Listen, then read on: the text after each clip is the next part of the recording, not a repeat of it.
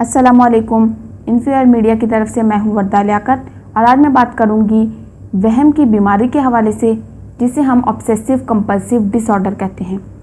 कुछ लोग बार बार हाथ धोते हैं, उनके दिमाग में बार बार ये ख्याल आता है कि शायद उनके हाथ गंदे हैं, इसलिए वो बार बार हाथ धोते रहते हैं। आपने देखा होगा कुछ लोग अगर एक दफ़ा कपड़े प्रेस कर लें तो वो बार बार जाके चेक करते हैं कि उन्होंने इस्त्री बंद की थी या नहीं की थी। तो दोबारा उनके माइंड में ख्याल आता है, उन्हें लगता है शायद सही से बंद नहीं की।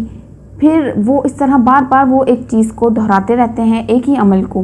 कुछ लोग जो हैं वो चूल्हा, उन्हें ख्याल आता है कि उन्होंने चूल्हा बंद किया था या नहीं किया था, और जिस तरह लॉक लगाया था दरवाजे का या नहीं लगाया था, फिर वो दोबारा उनके दिमाग में ख्याल आता है कि शायद सही से नहीं लगाया। इस तरह वो बार बार उसे चेक करते हैं।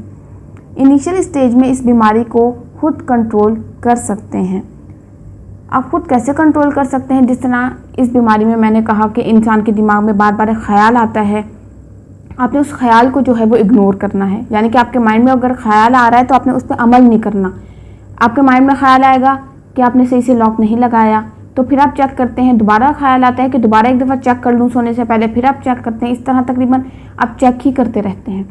तो आपने इस ख्याल को जो है वो इग्नोर करना है, इस पर अमल करना छोड़ दें, तो इससे खुद ब खुद ये बीमारी कंट्रोल हो जाएगी। लेकिन अगर ये बीमारी आपकी बहुत ज़्यादा सीवियर है और आप खुद कंट्रोल नहीं कर पा रहे, तो जल्द से जल्द आप किसी भी करीबी साइकेट्रिस्ट से रब्ता करें, क्योंकि ये एक साइकोलॉजिकल प्रॉब्लम है।